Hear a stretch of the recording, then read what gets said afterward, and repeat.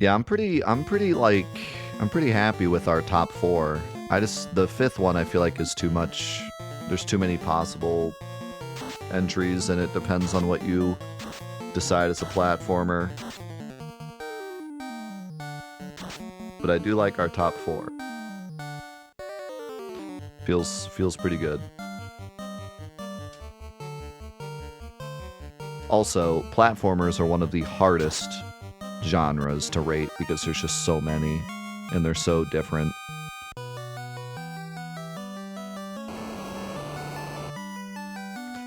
I feel like in general, like RPGs all kind of do relatively the same thing, so it's easier to like rank them against each other.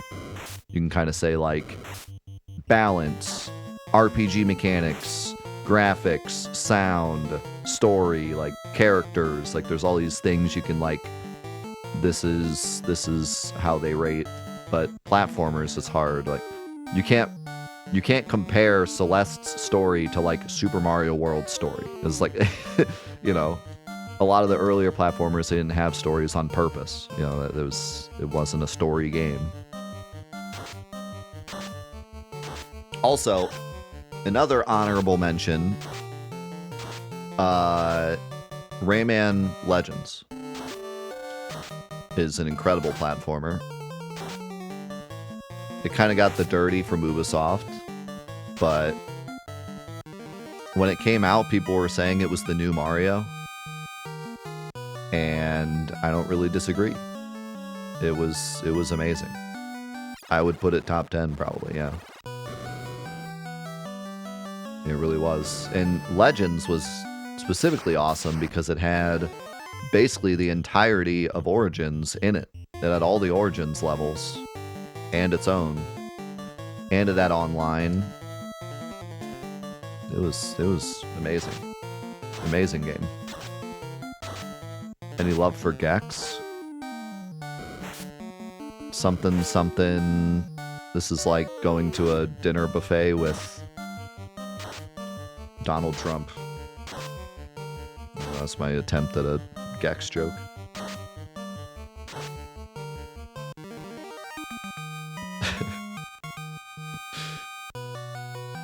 This is like going to Cedar Point with Missy Elliott. Gex is alright. I want to play the Gex I grew up with again sometime. The thing about Gex is I just remember getting lost all the time. It was so hard to accomplish anything in Gex as a kid. Shoutouts to the level that was like a Elmer Fudd Bugs Bunny cartoon in a level. That level was great.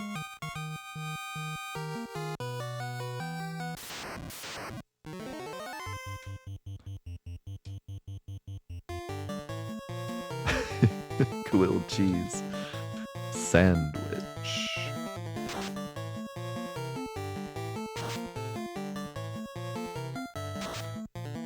I just wish that Gex was less of a I'm trying to make political jokes and he was just like a funny lizard and then you had like the really stylized levels. I think it could have been awesome. It could have been like right up there with like Spyro and Crash. Could have been like a huge early 2000s IP. But like we were kids, none of us understood the jokes. We were like, I don't get this.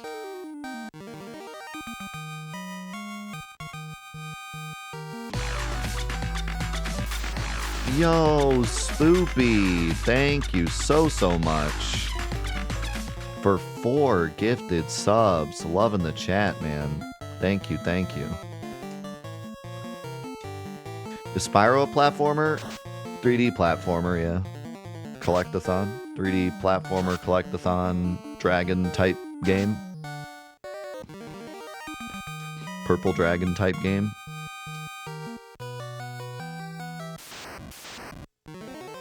Spyro is 3D Sonic. I kind of understand what you're saying. I don't agree with it. Into the chat. I don't agree with it because it's a collectathon. It's not Sonic enough. I get you're saying, like, you know, spin dash, rush, but like that's a stretch.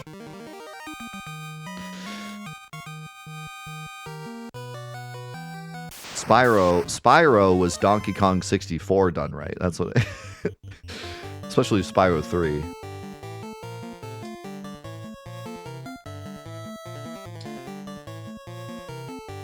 Not enough chili dogs.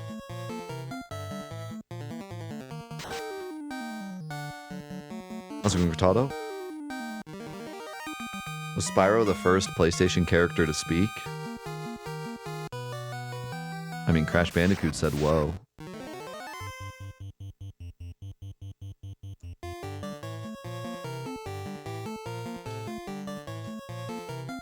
Gran Turismo car talked, I think.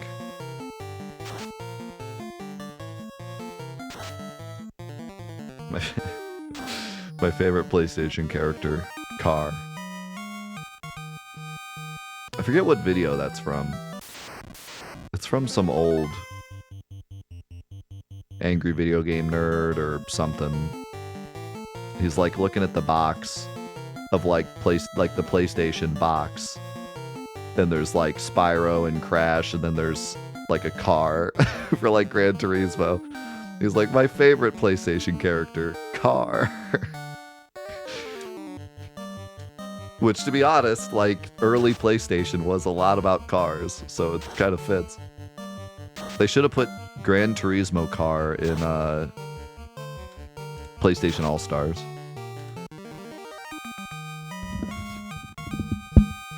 He should have been one of the characters.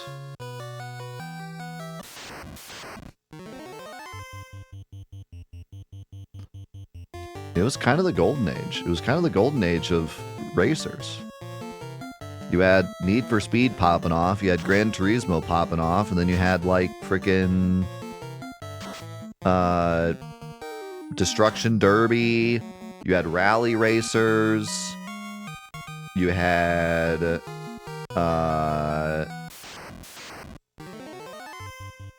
what else? There was another one I was thinking of, I can't think of it. More... You had stuff like Driver, you had stuff like Vigilante and Twisted Metal. Holy cow. No, Car was literally most popular PlayStation character. It was all about cars. Cars and fighters. Carmageddon.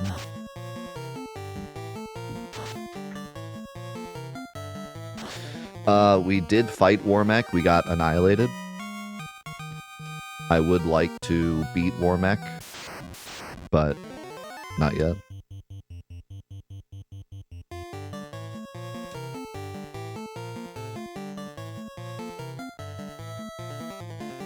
Yeah, no, PlayStation was trying to be the cool console. It had to compete with the N64, so it was all about being hip and cool.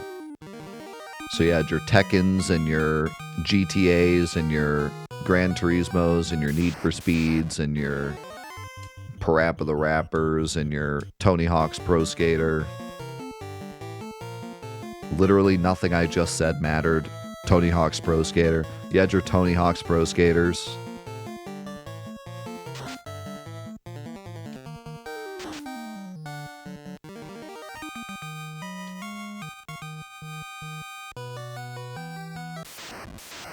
I am convinced that the PlayStation would not be around still if it weren't for Tony Hawk's Pro Skater. Like, that was the game. That there was, before Tony Hawk's Pro Skater, the PlayStation was a game console. After Tony Hawk's Pro Skater, it was a culture. And of course it grew from that, but like... the culture that game created and combining gaming and just like street sports and just kind of like stuff that was cool. Before that, it was like, I wouldn't say it was like nerdy, but like, it was the thing that combined the worlds.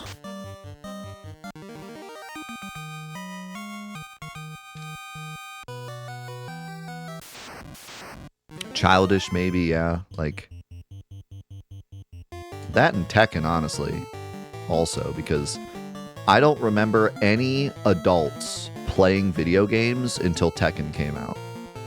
Personally, no adult in my family. I'm sure you have plenty of adults in your family that played games, but for me, I don't remember my parents or any parents of any of my friends or any of my uncles or aunts playing video games until Tekken came out. And then when Tekken came out, I remember going to my cousin's house and playing with my uncle and aunt. I remember going to friends' houses and like everyone playing. You know what I mean? Before that, it was just like a kid activity. Now, I'm sure that's just my experience, but still.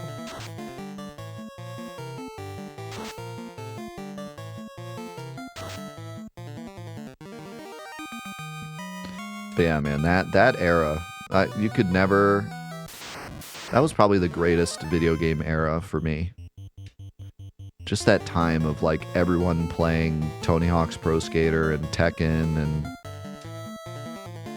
random crap like Parappa the Rapper and Gex, but it was just so cool to play games at the time. Everyone wanted to play. Everyone wanted a PS2. Everyone wanted a PS2. It was, I mean, people in the streets yelling about PS2. Give me my PS2.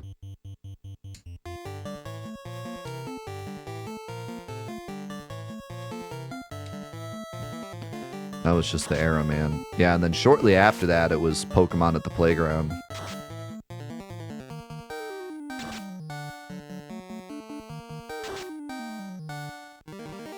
Which I think actually Pokemon was before the PlayStation 1, right? But for me, like, it hadn't really, like, sunken into school yet. It was just something else I played on, like, trips and stuff. And then after like PS1 time and I got into like elementary school, that was when I started seeing, you know, we had like the kid that brought the link cable was like the coolest kid ever that day.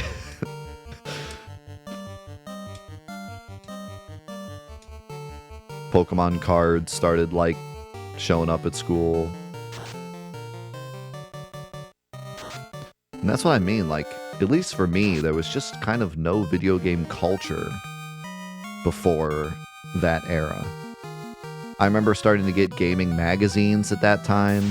I don't remember anyone that had Nintendo Power. I don't know a single person.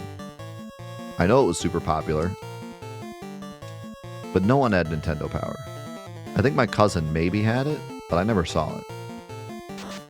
During, like, PS1 era, everyone was getting, like, PlayStation Magazine, Game Informer, and gaming magazines were, like, wild. Nintendo Power was, like, a gaming magazine. The PlayStation magazines were, like, culture magazines. They had, like, freaking phone ringtones and, like, ads for energy drinks and other crap, and like, it was more of a magazine. It was mostly gaming, but it was still kind of a magazine. Something you would actually pick up and get some culture out of and not just be about games and like guides. And the demo discs, of course. Everyone had multiple of those demo discs. PlayStation Underground. And that's what I'm talking about. Like, even the demo discs had so much culture, you know? I remember later the demo discs were so, like, vanilla. There was, like, a list of games. At that time, like, the PlayStation Underground discs, they were, like, crazy. They would design them, like, a skateboard thing. I don't know what to call it. Park.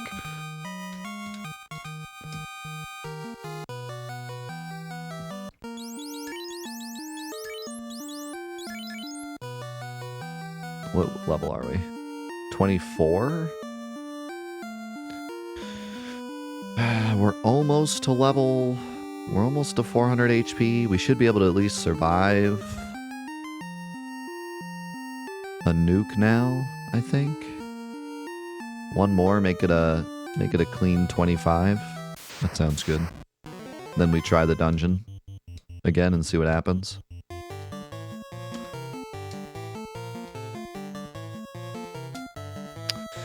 Yeah, man, that had to have just been like the best era to be playing games.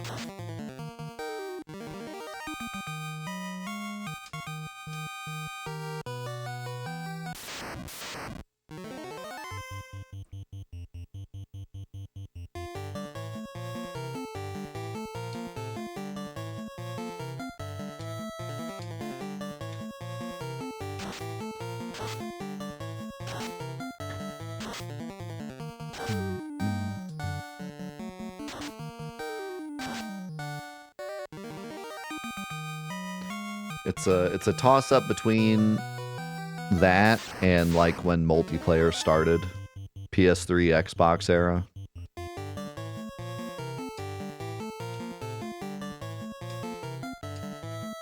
You had people on console playing like Call of Duty, Halo, Gears of War, and then you had people online on PC playing like Diablo and World of Warcraft and that was probably like the most significant jump in gaming. Not so much from a culture aspect, but just the games themselves. And being able to just play and making friends completely online and having like a community.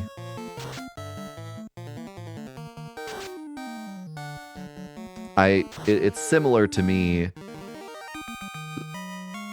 It's similar to like the PS1 thing I was talking about where like before it was just me playing and maybe my cousin playing, and then once Tony Hawk's Pro Skater and Tekken came out, it was like the whole family playing.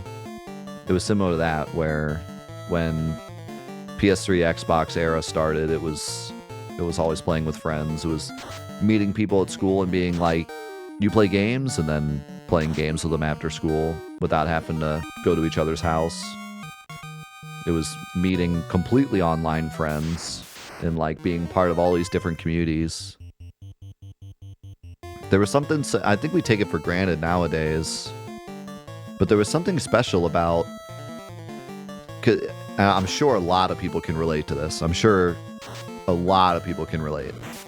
But, you know, I would go to school and it would be hard for me to relate to people because not everyone played games, and even people that did play games, they played different games. I played Final Fantasy 7 and 10. You're not going to find that many people that are that excited about it. And in general, you know, school's hard. It's hard to make friends. But then you would go home and you turn on Call of Duty or whatever your multiplayer game is, and the people that were on the game, you already had something connected to them. Like you both played that game, you know? And that was huge. Like you already had something in common just because you were in the lobby. And it made it so much easier to just interact with people and make friends. It felt so much easier to make friends online than it did in person. They all kind of got it. Sure, you had jerks online, and you had people that weren't really gamers but still played like Call of Duty online, but like there were a lot of people you would meet, and it was just like, you get it, man. You know, right away.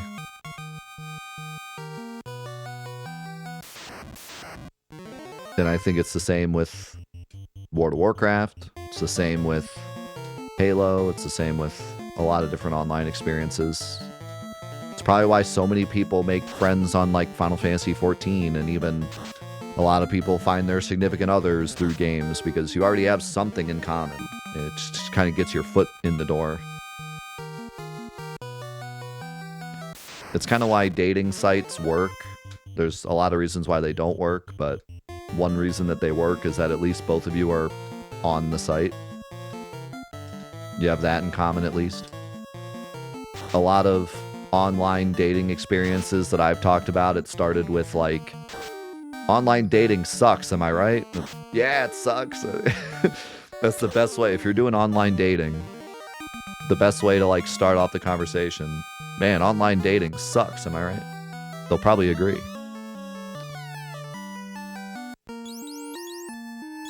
Okay, we're not there yet. I'm just hoping I don't get ambushed. But yeah, it was really a magical time for me. And I wouldn't say I was like, when like the PS3, when the PS3 first came out, I was actually like straight up no friends. I had like one friend, and I was like struggling pretty hard to find friends in school. Shortly after that, I came out of my shell and I was fine. But like right when the PS3 came out, I was struggling. If I remember the correct time that it came out. It was like, what year did it come out?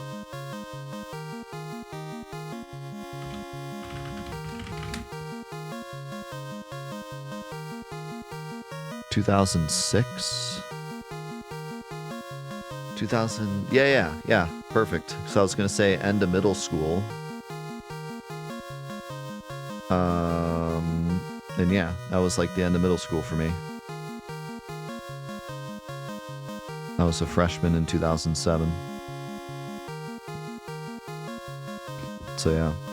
Yeah, end of middle school. Even like second year of middle school too. Like end of middle school, I was struggling pretty hard. And I would even go as far as to say that making friends online helped me come out of my shell in person, for sure. Going home and like meeting friends online made me more confident to go to school and make friends. So it couldn't have come at a better time.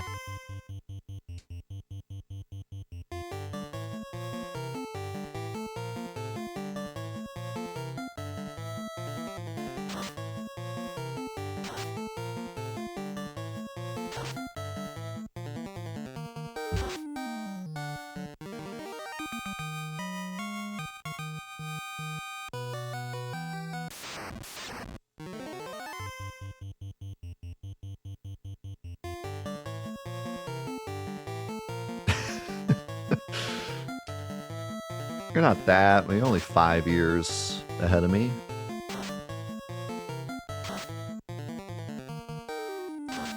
You're still basically a teenager.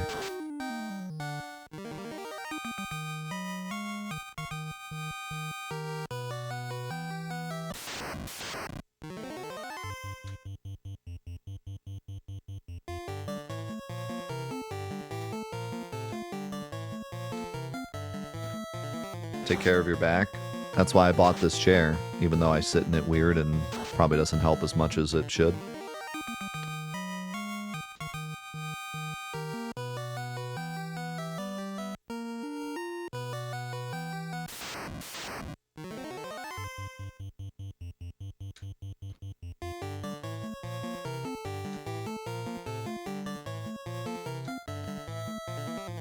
A lot of 07s.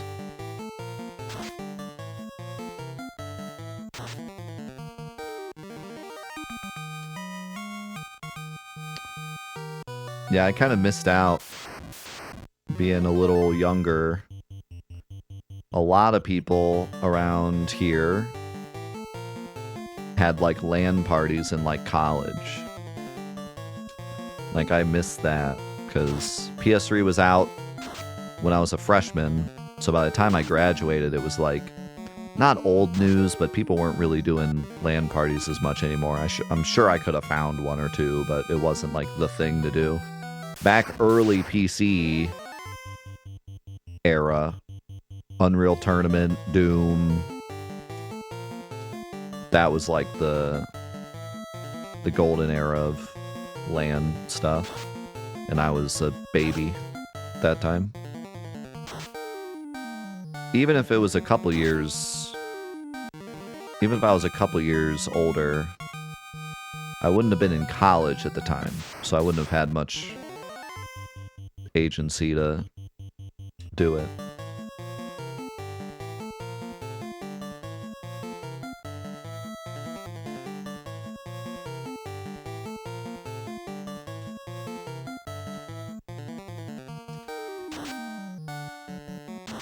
Yo, how's it going, Mav?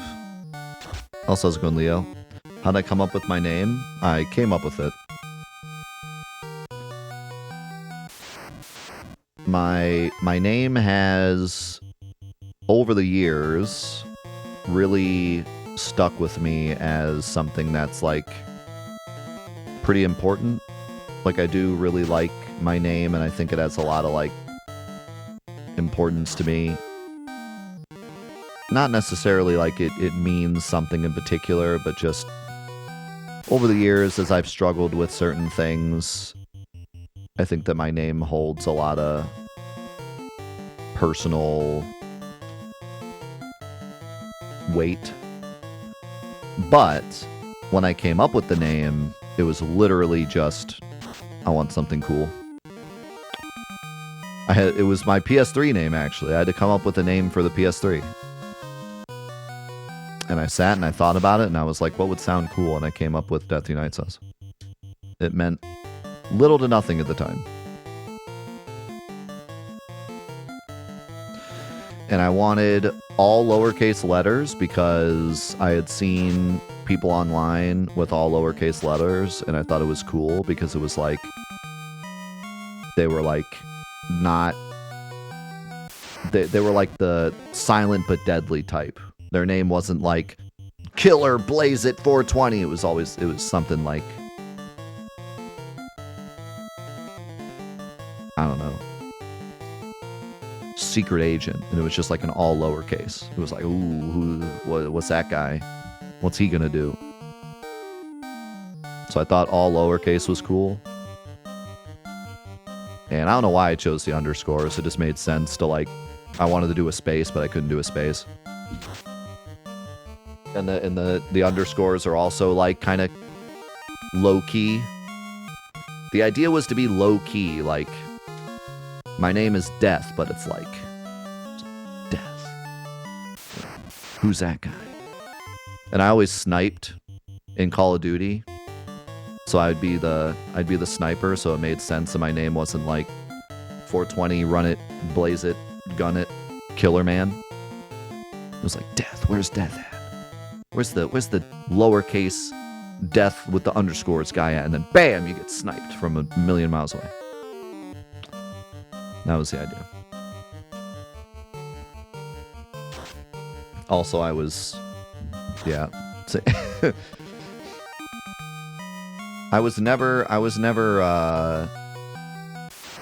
never full scene, but I hung out with the scene kids at times. Literally married one. So, you know. It was a little edgy in my high school days. Wasn't a phase. It was never a phase.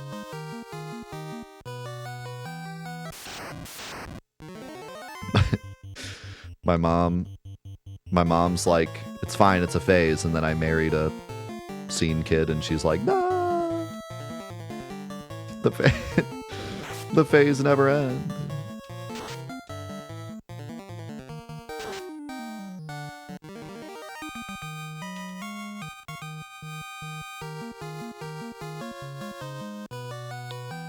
Except joke's on her, because she loves my wife, like, more than me, so we got her.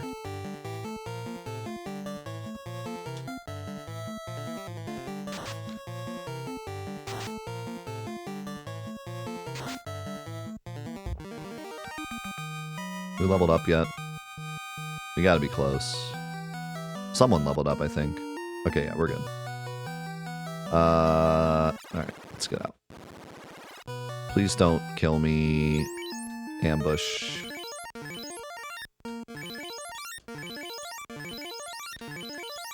No funny business. Just get us out of here. No funny business.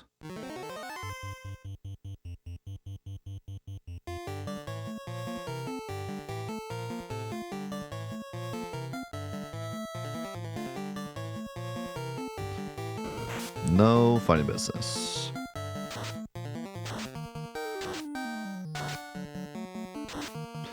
That's good to hear, UTB, because from what I was kind of discerning, it felt like levels weren't even going to help much.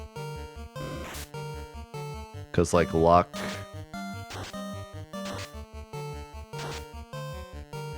isn't going to help a lot. Strength is going to do nothing. Intelligence does nothing. Vitality is just our health, but once we lose our max health once, it's up to the items to get us back to max health anyways.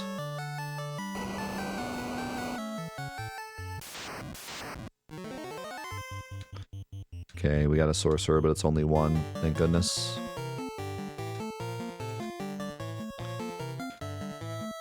Silksong is the first game in a while that genuinely stuck with me. I have very limited time, but I try to play it just a little almost every day, and just exploring around is super fun. Yeah, I had a bit of a turnaround moment in Silksong today. I've been really frustrated with the game because it feels like... frustrated and like... I've never seen this enemy in my life. Can I run away from it? Okay. I've never seen that enemy. We've been down here so many times. I've never never seen that enemy. I almost had a panic attack. Like, I'm loving the game. Like, one of my favorite games of all time, possibly loving it. But I've been frustrated with it because the balance feels really off, and it felt like I was doing something wrong, even though I really wasn't.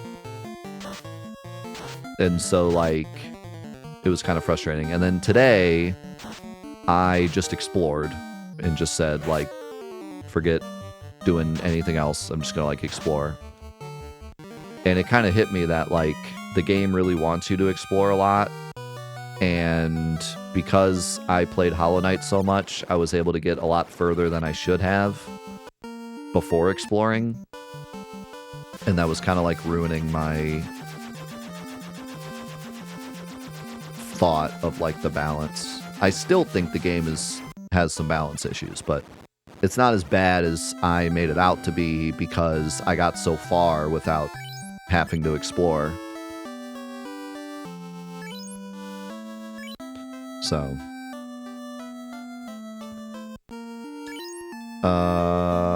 okay. Let's just go. Let's just go and see what happens. See how far we can get. See if there's a meaningful difference in the distance we make here.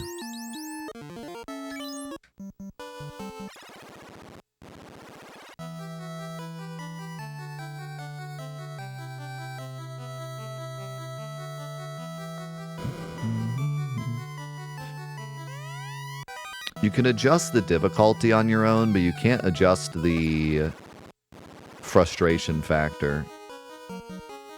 Especially later, which I don't want to spoil, like, anything, but especially later, it's like, for anyone that's not a big Hollow Knight fan, this has just got to be so frustrating, you know? This has got to be, like, horrible for them. Because it's horrible for me. Alright, we haven't done this in a minute. Let me make sure I'm going the right way. Give us the best chance of winning. I'm gonna go right at the start here.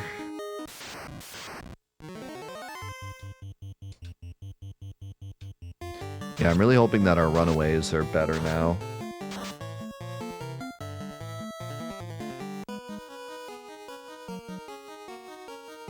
Nice snipes.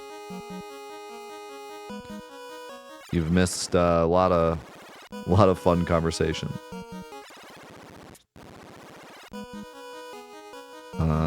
Here we go right, I think. No, down.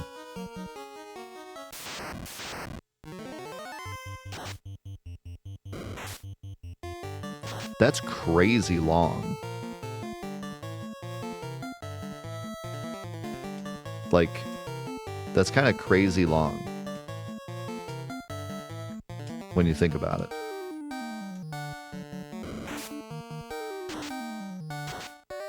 Ow, ow, ow, ow. Did we decide a top 5 platformers? No. Donkey Kong Country 2, Celeste, Super Mario World,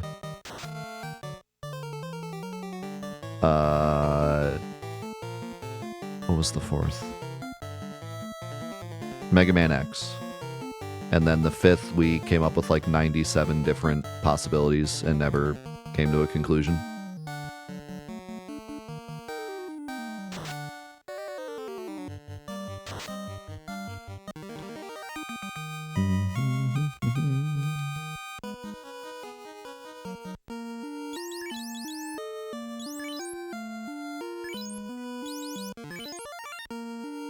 I don't want to use those yet.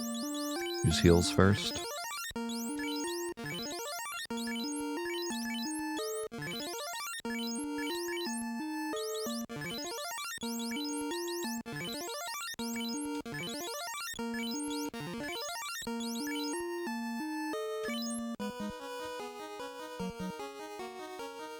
What's the luck stat on your top 2 characters? Hold on.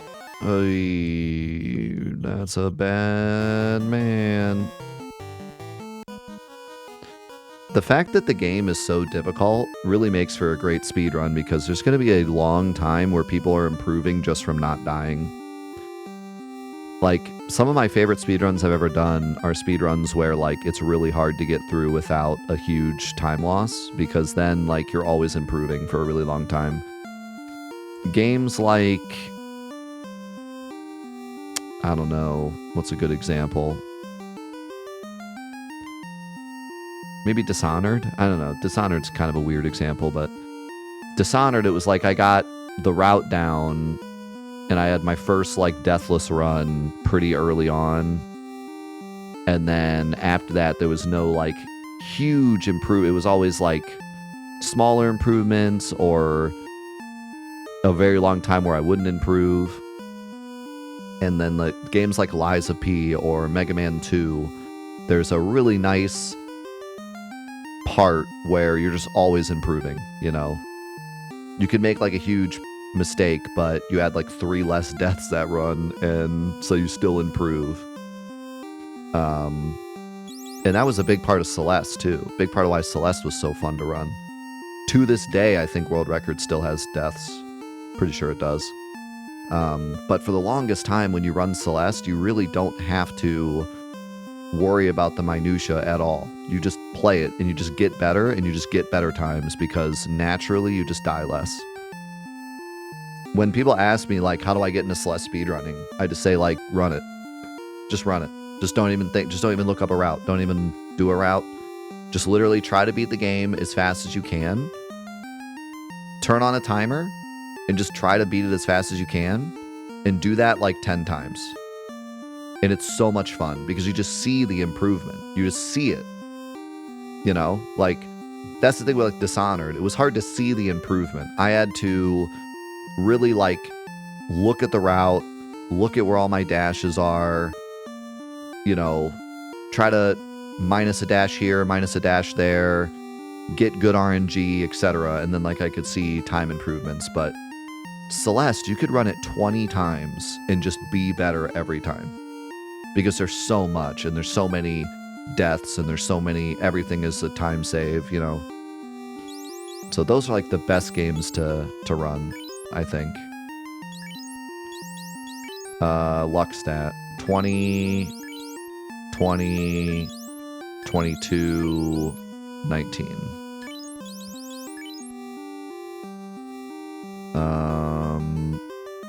I might put Jen in front.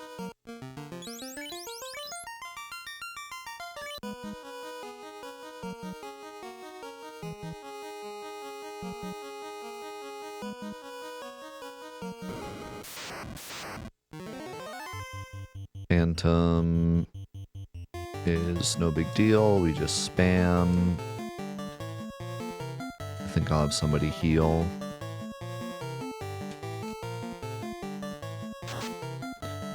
But yeah, it's so easy to get into Celeste speedrunning. Because like I said, you just play it. Just play it again.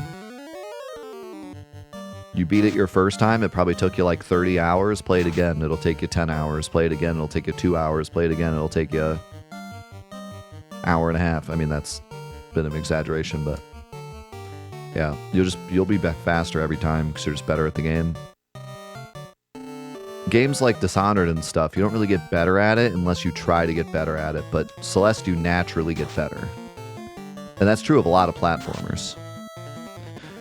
Something like Liza P, you hit a wall very fast. You have to learn how to play the game well.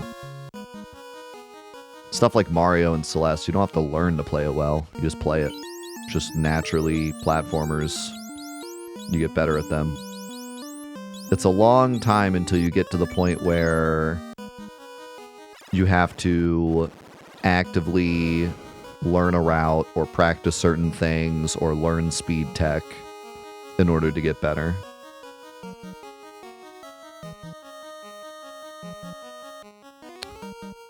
A lot of MOBAs are like that too. Part of the reason why MOBAs are popular, I think, is that you can play a MOBA for like 200 hours and you will get better without looking at any outside anything. Can I run from these? I don't think I can. This is one of the ones that you can't. You will hit a wall eventually where you need to look at your games, you need to look at how the game is played, watch some videos, get a coach, etc. But you will play it for a long time before you hit that wall.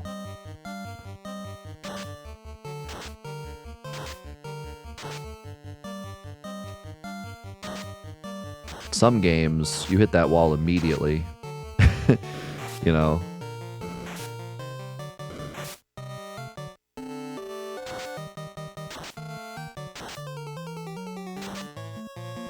Yeah, I loved doing speed challenges back in the day because it was the same way.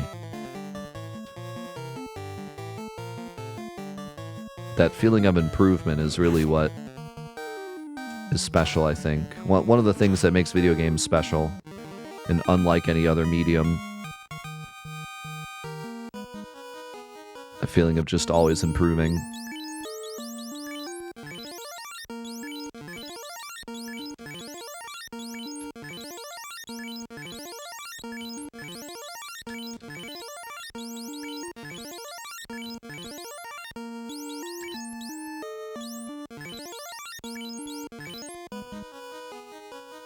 Okay, we're almost to the first boss.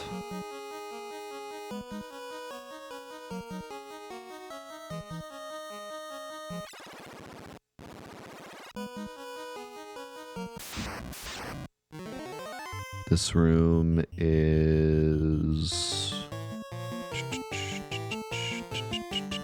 straight across, I think.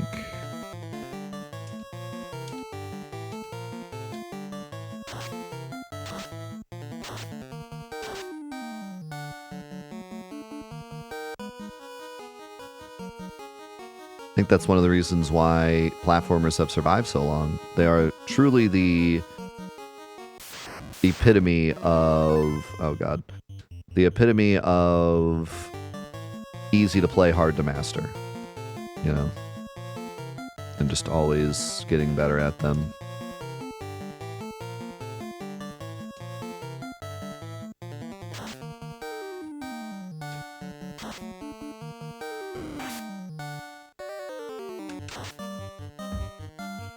You have to fight this thing, you can't run away from it.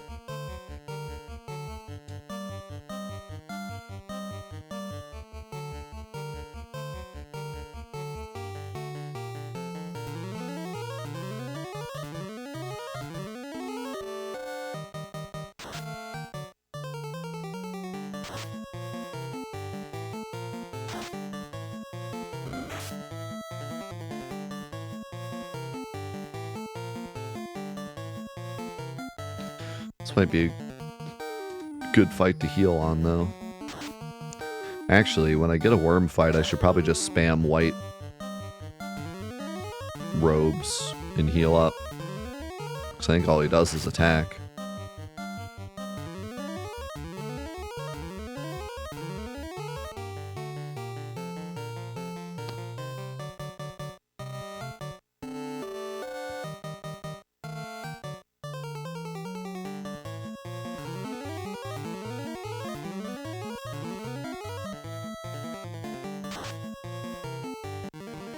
Everybody type Defisnick into the chat. Was that the snake boat?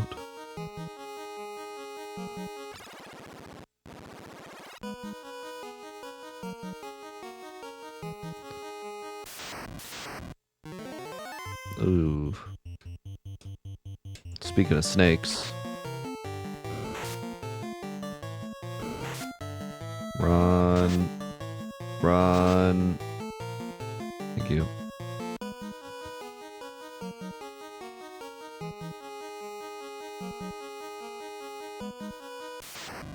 Why is it always gotta be snakes? Ooh, okay.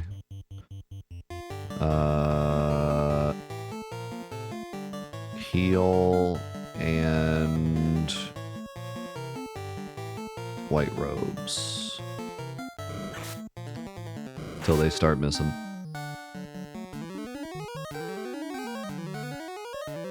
How many snake boats until a Metal Gear Solid Delta run?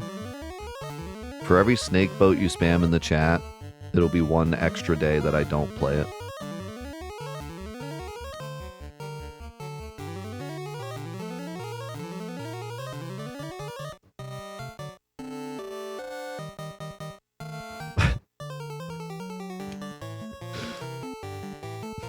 My plan isn't working.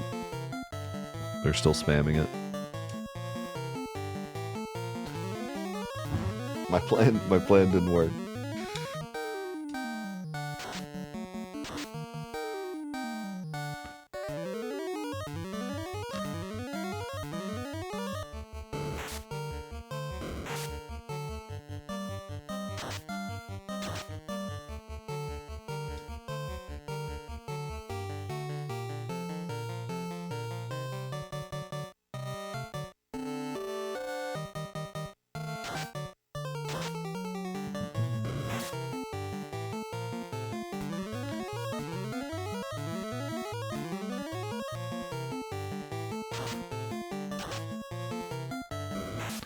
What if we preemptively have stopped snake boats in the past? I'm gonna need some proof on that.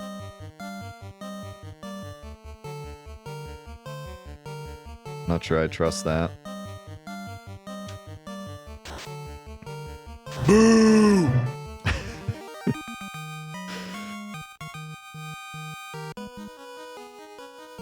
Everybody type Defisnick into the chat.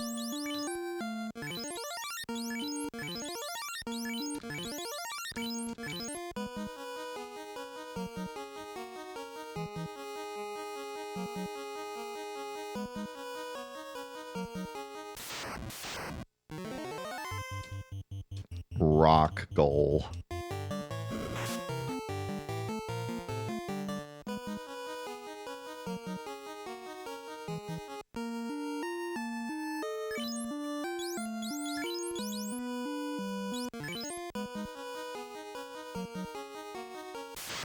All right. Here we go again. Please, for the love of God.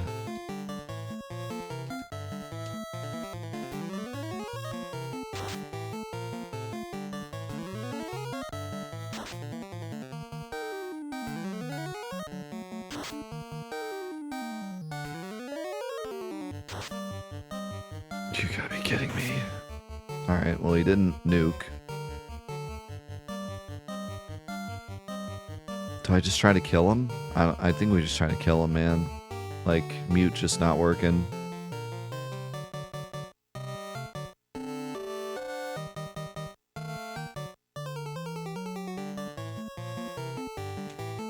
He definitely does not. I've muted him before. This version of him. It's just been like mega lucky the last 3 times we fought him. I think we just hope he doesn't mute or nuke, and we just try to kill him because he doesn't have that much health. We have light hammers, like we do a ton of damage. I could even drop a harm 3.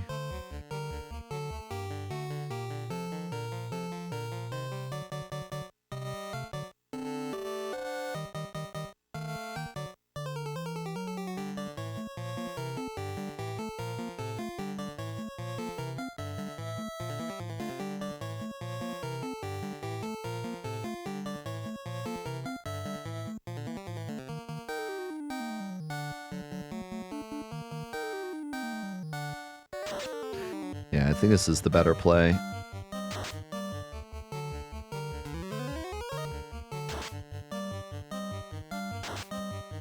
We nuked. How did Mushroom die? Yeah, that's definitely the better play. If I hadn't tried to mute him, we would have killed him before he killed someone.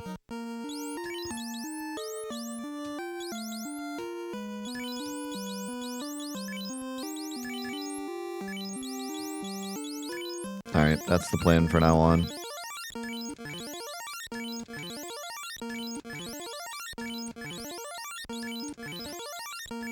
We nuke him before he nukes us.